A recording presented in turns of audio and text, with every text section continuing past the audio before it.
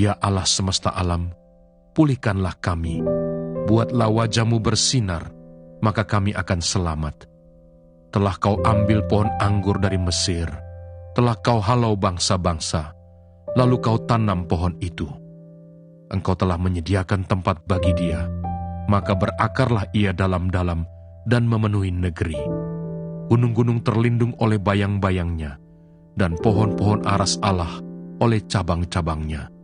Dijulurkannya ranting-rantingnya sampai ke laut, dan pucuk-pucuknya sampai ke sungai Efrat. Mengapa Engkau melanda temboknya, sehingga ia dipetik oleh setiap orang yang lewat? Babi hutan menggerogotinya, dan binatang-binatang di padang memakannya. Ya Allah semesta alam, kembalilah kiranya, pandanglah dari langit dan lihatlah, indahkanlah pohon anggur ini, batang yang ditanam oleh tangan kanan-Mu. Mereka telah membakarnya dengan api dan menebangnya. Biarlah mereka hilang lenyap oleh hardik wajah-Mu. Kiranya tangan-Mu melindungi orang yang di sebelah kanan-Mu, anak manusia yang telah Kau teguhkan bagi diri-Mu itu, maka kami tidak akan menyimpang daripada-Mu. Biarkanlah kami hidup, maka kami akan menyerukan nama-Mu. Kisah Para Rasul Pasal 24. Paulus di hadapan Felix. 5 hari kemudian datanglah imam besar Ananias bersama-sama dengan beberapa orang tua-tua dan seorang pengacara bernama Tertulus. Mereka menghadap wali negeri dan menyampaikan dakwaan mereka terhadap Paulus. Paulus dipanggil menghadap dan Tertulus mulai mendakwa dia, katanya, "Felix yang mulia, oleh usahamu kami terus-menerus menikmati kesejahteraan, dan oleh kebijaksanaan-Mu, banyak sekali perbaikan yang telah terlaksana untuk bangsa kami. Semuanya itu senantiasa dan di mana-mana kami sambut dengan sangat berterima kasih. Akan tetapi, supaya jangan terlalu banyak menghabiskan waktumu, aku minta supaya engkau mendengarkan kami sebentar dengan kemurahan hati-Mu yang terkenal itu. Telah nyata kepada kami bahwa orang ini adalah penyakit sampar, seorang yang menimbulkan kekacauan di antara semua orang Yahudi di seluruh dunia yang beradab, dan bahwa ia adalah seorang tokoh dari sekte orang Nasrani. Malahan ia mencoba melanggar kekudusan bait Allah. Oleh karena itu kami menangkap dia dan hendak menghakiminya menurut hukum Taurat kami. Tetapi kepala pasukan Lisias datang mencegahnya dan merebut dia dengan kekerasan dari tangan kami, lalu menyuruh para pendakwa datang menghadap engkau. Jika engkau sendiri memeriksa dia, dapatkah engkau mengetahui segala sesuatu yang kami tuduhkan kepadanya?" Dan juga orang-orang Yahudi menyokong dakwaan itu dengan mengatakan bahwa perkara itu sungguh demikian. Lalu wali negeri itu memberi isyarat kepada Paulus bahwa ia boleh berbicara. Maka berkatalah Paulus, "Aku tahu bahwa sudah bertahun-tahun lamanya engkau menjadi hakim atas bangsa ini. Karena itu tanpa ragu-ragu, aku membela perkaraku ini di hadapan-Mu. Engkau dapat memastikan bahwa tidak lebih dari 12 hari yang lalu, aku datang ke Yerusalem untuk beribadah, dan tidak pernah orang mendapati aku sedang bertengkar dengan seseorang atau mengadakan huru-hara, baik di dalam bait Allah maupun di dalam rumah ibadat atau di tempat lain di kota. Dan mereka tidak dapat membuktikan kepadamu apa yang sekarang dituduhkan mereka kepada diriku. Tetapi aku mengakui kepadamu bahwa aku berbakti kepada Allah nenek moyang kami dengan menganut jalan Tuhan, yaitu jalan yang mereka sebut sekte. Aku percaya kepada segala sesuatu yang ada tertulis dalam hukum Taurat dan dalam kitab nabi-nabi. Aku menaruh pengharapan kepada Allah, sama seperti mereka juga, bahwa akan ada kebangkitan semua orang mati, baik orang-orang yang benar maupun orang-orang yang tidak benar. Sebab itu aku senantiasa berusaha untuk hidup dengan hati nurani yang murni di hadapan Allah dan manusia. Dan setelah beberapa tahun lamanya, aku datang kembali ke Yerusalem untuk membawa pemberian bagi bangsaku dan untuk mempersembahkan persembahan-persembahan. Sementara aku melakukan semuanya itu, beberapa orang Yahudi dari Asia mendapati aku di dalam bait Allah, sesudah aku selesai mentahirkan diriku tanpa orang banyak dan tanpa keributan. Merekalah yang sebenarnya harus menghadap engkau di sini dan mengajukan dakwaan mereka, jika mereka mempunyai sesuatu terhadap aku. Namun biarlah orang-orang yang hadir di sini sekarang menyatakan kejahatan apakah yang mereka dapati ketika aku dihadapkan di mahkamah agama. Atau mungkinkah karena satu-satunya perkataan yang aku serukan ketika aku berdiri di tengah-tengah mereka, yakni karena hal kebangkitan orang-orang mati, aku hari ini dihadapkan kepada kamu. Tetapi Felix yang tahu benar-benar akan jalan Tuhan, menangguhkan perkara mereka, katanya, "Setibanya kepala pasukan Lisias di sini, aku akan mengambil keputusan dalam perkaramu." Lalu ia menyuruh perwira itu tetap menahan Paulus, tetapi dengan tahanan ringan, dan tidak boleh mencegah sahabat-sahabatnya melayani dia. Dan setelah beberapa hari datanglah Felix bersama-sama dengan istrinya Drusilla, seorang Yahudi. Ia menyuruh memanggil Paulus lalu mendengar daripadanya tentang kepercayaan kepada Yesus Kristus. Tetapi ketika Paulus berbicara tentang kebenaran, penguasaan diri dan penghakiman yang akan datang, Felix menjadi takut dan berkata, "Cukuplah dahulu dan pergilah sekarang. Apabila ada kesempatan baik, aku akan menyuruh memanggil engkau." Sementara itu ia berharap bahwa Paulus akan memberikan uang kepadanya. Karena itu ia sering memanggilnya untuk bercakap-cakap dengan dia. Tetapi sesudah genap 2 tahun, Felix digantikan oleh Porcius Festus, dan untuk mengambil hati orang Yahudi, ia membiarkan Paulus tetap dalam penjara.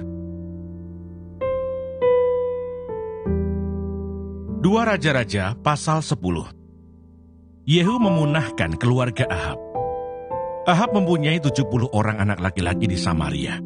Yehu menulis surat dan mengirimnya ke Samaria, kepada pembesar kota itu, kepada para tua-tua, dan kepada para pengasuh anak-anak Ahab bunyinya, "Sekarang, segera sesudah surat ini sampai kepadamu, kamu yang mempunyai anak-anak tuanmu di bawah pengawasanmu, lagi pula mempunyai kereta dan kuda, dan kota yang berkubu serta senjata, maka pilihlah seorang yang terbaik dan yang paling tepat dari antara anak-anak tuanmu, lalu dudukkanlah dia di atas tahta ayahnya.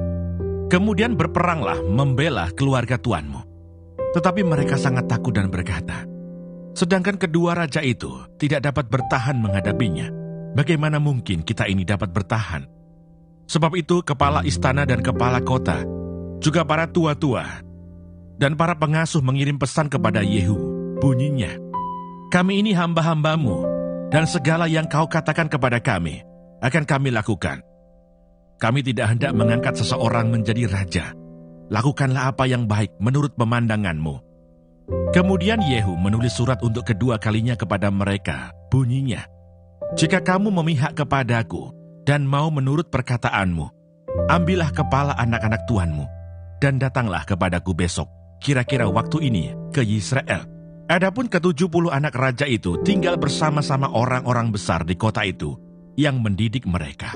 Tatkala surat itu sampai kepada mereka, mereka mengambil anak-anak raja itu, menyembelih ke-70 orang itu, menaruh kepala orang-orang itu ke dalam keranjang, dan mengirimkan semuanya kepada Yehu di Yisrael. Ketika suruhan datang memberitahukan kepadanya, telah dibawa orang kepala anak-anak raja itu, berkatalah Yehu, "Susunlah semuanya menjadi 2 timbunan di depan pintu gerbang sampai pagi." Pada paginya keluarlah Yehu, berdirilah ia, lalu berkata kepada segenap orang banyak, "Kamu ini tidak bersalah. Memang akulah yang telah mengadakan persepakatan melawan tuanku dan telah membunuh dia. Tetapi semua orang ini, siapakah yang membunuh mereka? Ketahuilah sekarang bahwa firman Tuhan yang telah diucapkan Tuhan tentang keluarga Ahab tidak ada yang tidak dipenuhi. Tuhan telah melakukan apa yang difirmankannya dengan perantaraan Elia hambanya." Lalu Yehu membunuh semua orang yang masih tinggal dari keluarga Ahab yang di Yisrael, juga semua orang besarnya, orang-orang kepercayaannya dan imam-imamnya. Tidak ada padanya seorang pun yang ditinggalkan Yehu hidup. Kemudian bangkitlah Yehu pergi ke Samaria, di jalan dekat Bet-Eket, perkampungan para gembala. Bertemulah ia dengan sanak saudara Ahazia Raja Yehuda. Lalu ia bertanya, "Siapakah kamu ini?" Jawab mereka, "Kami adalah sanak saudara Ahazia, dan kami datang untuk memberi salam kepada anak-anak raja dan anak-anak ibu suri." Berkatalah Yehu, "Tangkaplah mereka hidup-hidup." Lalu ditangkaplah mereka hidup-hidup dan disembelih dekat perigi Bet-Heket.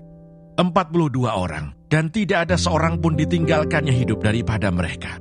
Setelah pergi dari sana, bertemulah ia dengan Yonadab bin Rekab yang datang menyongsong dia. Ia memberi salam kepadanya serta berkata, "Apakah hatimu jujur kepadaku seperti hatiku terhadap engkau?" Jawab Yonadab, "Ya." "Jika iya, berilah tanganmu." Maka diberinyalah tangannya. Lalu Yehu mengajak dia naik ke sampingnya ke dalam kereta.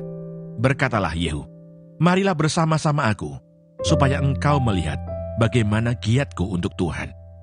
Demikianlah Yehu membawa dia dalam keretanya. Setelah Yehu sampai di Samaria, maka ia membunuh semua orang yang masih tinggal dari keluarga Ahab di Samaria. Ia memunahkannya sesuai dengan firman yang diucapkan Tuhan kepada Elia. Yehu menghapuskan penyembahan Baal. Kemudian Yehu mengumpulkan seluruh rakyat, lalu berkata kepada mereka, "Adapun Ahab masih kurang beribadah kepada Baal, tetapi Yehu mau lebih hebat beribadah kepadanya. Oleh sebab itu panggillah menghadap aku semua nabi Baal, semua orang yang beribadah kepadanya, dan semua imamnya. Seorang pun tidak boleh tidak hadir, sebab aku hendak mempersembahkan korban yang besar kepada Baal. Setiap orang yang tidak hadir tidak akan tinggal hidup. Tetapi perbuatan ini adalah akal Yehu, supaya ia membinasakan orang-orang yang beribadah kepada Baal." Selanjutnya Yehu berkata, "Tentukanlah hari raya perkumpulan kudus bagi Baal." Lalu mereka memaklumkannya. Yehu mengirim orang ke seluruh Israel. Maka datanglah seluruh orang yang beribadah kepada Baal, tidak seorang pun yang ketinggalan. Lalu masuklah semuanya ke dalam rumah Baal, sehingga rumah itu penuh sesak dari ujung ke ujung. Kemudian berkatalah Yehu kepada orang yang mengepalai gudang pakaian, "Keluarkanlah pakaian untuk setiap orang yang beribadah kepada Baal." Maka dikeluarkannyalah pakaian bagi mereka. Sesudah itu masuklah Yehu dan Yonadab bin Rekab ke dalam rumah Baal. Lalu berkatalah ia kepada orang-orang penyembah Baal di situ, "Periksalah dan lihatlah, supaya jangan ada di antara kamu di sini seorang pun dari hamba-hamba Tuhan, melainkan hanya orang-orang yang beribadah kepada Baal." Lalu masuklah mereka untuk mempersembahkan korban sembelihan dan korban bakaran. Adapun Yehu telah menempatkan 80 orang di luar dan telah berkata, "Siapa yang membiarkan lolos seorang pun dari orang-orang yang kuserahkan ke dalam tanganmu, nyawalah ganti nyawa orang itu." Setelah Yehu selesai mempersembahkan korban bakaran, berkatalah ia kepada bentara-bentara dan kepada perwira-perwira, "Masuklah, bunuhlah mereka, seorang pun tidak boleh lolos." Maka dibunuhlah mereka dengan mata pedang, lalu mayatnya dibuang. Kemudian masuklah bentara-bentara dan perwira-perwira itu ke gedung rumah Baal. Mereka mengeluarkan tiang berhala rumah Baal itu, lalu dibakar. Mereka merobohkan tugu berhala Baal itu, merobohkan juga rumah Baal, dan membuatnya menjadi jamban. Begitulah sampai hari ini. Demikianlah Yehu memunahkan Baal dari Israel. Hanya Yehu tidak menjauh dari dosa-dosa Yerobeam bin Nebat, yang mengakibatkan orang Israel berdosa pula, yakni dosa penyembahan anak-anak lembu emas yang di Betel dan yang di Dan. Berfirmanlah Tuhan kepada Yehu, "Oleh karena engkau telah berbuat baik dengan melakukan apa yang benar di mataku, dan telah berbuat kepada keluarga Ahab tepat seperti yang dikehendaki hatiku, maka anak-anakmu akan duduk di atas tahta Israel sampai keturunan yang keempat." Tetapi Yehu tidak tetap hidup menurut hukum Tuhan Allah Israel dengan segenap hatinya. Ia tidak menjauh dari dosa-dosa Yerobeam yang mengakibatkan orang Israel berdosa pula. Pada zaman itu mulailah Tuhan menggunting daerah Israel, sebab Hazael mengalahkan mereka di seluruh daerah Israel, di sebelah timur sungai Yordan, dengan merebut seluruh tanah Gilead, tanah orang Gad, orang Ruben, dan orang Manasye, mulai dari Aroer, yang di tepi sungai Arnon, baik Gilead maupun Basan. Selebihnya dari riwayat Yehu dan segala yang dilakukannya, dan segala kepahlawanannya, bukankah semuanya itu tertulis dalam kitab sejarah Raja-Raja Israel? Kemudian Yehu mendapat perhentian bersama-sama dengan nenek moyangnya, dan ia dikuburkan di Samaria. Maka Yoahas anaknya menjadi raja menggantikan dia. Adapun lamanya Yehu menjadi raja atas Israel di Samaria adalah 28 tahun. 2 Raja-Raja pasal 11. Atalia dibunuh dan Yoas menjadi raja. Ketika Atalia ibu Ahazia melihat bahwa anaknya sudah mati, maka bangkitlah ia membinasakan semua keturunan raja. Tetapi Yosebah, anak perempuan Raja Yoram, saudara perempuan Ahazia, mengambil Yoas bin Ahazia, menculik dia dari tengah-tengah anak-anak raja yang hendak dibunuh itu. Memasukkan dia dengan inang penyusunya ke dalam gudang tempat tidur, dan menyembunyikan dia terhadap Atalia, sehingga dia tidak dibunuh. Maka tinggallah dia 6 tahun lamanya bersama-sama perempuan itu, dengan bersembunyi di rumah Tuhan. Sementara Atalia memerintah negeri. Dalam tahun yang ke-7, Yoyada mengundang para kepala pasukan 100 dari orang Kari dan dari pasukan bentara penunggu. Disuruhnyalah mereka datang kepadanya di rumah Tuhan. Lalu diikatnya perjanjian dengan mereka, dengan menyuruh mereka bersumpah di rumah Tuhan. Kemudian diperlihatkannya lah anak raja itu kepada mereka. Sesudah itu ia memerintahkan kepada mereka, inilah yang harus kamu lakukan. Sepertiga dari kamu, yakni yang selesai bertugas pada hari Sabat di sini, tetapi mengawal di istana raja. Sepertiga lagi ada di pintu gerbang sur, dan sepertiga pula di pintu gerbang di belakang para bentara penunggu, haruslah mengawal di istana. Dan kedua regu daripada kamu, yakni semua orang yang bertugas di sini pada hari Sabat dan mengawal di rumah Tuhan, haruslah mengelilingi raja dari segala penjuru, masing-masing dengan senjatanya di tangannya. Dan siapa yang mendatangi barisan, haruslah mati dibunuh. Dan baiklah kamu menyertai raja setiap kali ia keluar atau masuk. Para kepala pasukan 100 itu melakukan tepat seperti yang diperintahkan Imam Yoyada. Masing-masing mengambil orang-orangnya yang selesai bertugas pada hari Sabat, bersama-sama dengan orang-orang yang masuk bertugas pada hari itu. Lalu datanglah mereka kepada Imam Yoyada. Imam memberikan kepada para kepala pasukan 100 itu tombak-tombak dan perisai-perisai kepunyaan Raja Daud yang ada di rumah Tuhan. Kemudian para bentara itu, masing-masing dengan senjatanya di tangannya, mengambil tempatnya di lambung kanan sampai ke lambung kiri rumah itu, dengan mengelilingi mezbah dan rumah itu untuk melindungi raja. Sesudah itu Yoyada membawa anak raja itu keluar, mengenakan jejamang kepadanya, dan memberikan hukum Allah kepadanya. Mereka menobatkan dia menjadi raja serta mengurapinya, dan sambil bertepuk tangan berserulah mereka, "Hiduplah raja!" Ketika Atalia mendengar suara bentara-bentara penunggu dan rakyat, pergilah ia mendapatkan rakyat itu ke dalam rumah Tuhan. Lalu dilihatnyalah raja berdiri dekat tiang menurut kebiasaan, sedang para pemimpin dengan para pemegang nafiri ada dekat raja, dan seluruh rakyat negeri bersukaria sambil meniup nafiri. Maka Atalia mengoyakkan pakaiannya sambil berseru, "Kianat, kianat!" Tetapi Imam Yoyada memerintahkan para kepala pasukan 100, yakni orang-orang yang mengepalai tentara, katanya kepada mereka, "Bawalah dia keluar dari barisan. Siapa yang memihak kepadanya, bunuhlah dengan pedang." Sebab tadinya imam itu telah berkata, "Janganlah ia dibunuh di rumah Tuhan." Lalu mereka menangkap perempuan itu. Pada waktu ia masuk ke istana raja dengan melalui pintu bagi kuda, dibunuhlah dia di situ. Kemudian Yoyada mengikat perjanjian antara Tuhan dengan raja dan rakyat, bahwa mereka menjadi umat Tuhan, juga antara raja dengan rakyat.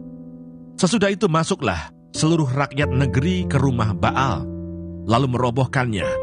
Mereka memecahkan sama sekali mezbah-mezbahnya dan patung-patung, dan membunuh Matan imam Baal di depan mezbah-mezbah itu. Kemudian Imam Yoyada mengangkat penjaga-penjaga untuk rumah Tuhan. Sesudah itu ia mengajak para kepala pasukan 100, orang-orang Kari, dan para bentara penunggu, dan seluruh rakyat negeri. Lalu mereka membawa raja turun dari rumah Tuhan. Mereka masuk ke istana raja, melalui pintu gerbang para bentara. Kemudian duduklah raja di atas tahta kerajaan. Bersukarialah seluruh rakyat negeri, dan amanlah kota itu. setelah Atalia mati dibunuh dengan pedang di istana raja. Yoas, Raja Yehuda. Yoas berumur 7 tahun pada waktu ia menjadi raja.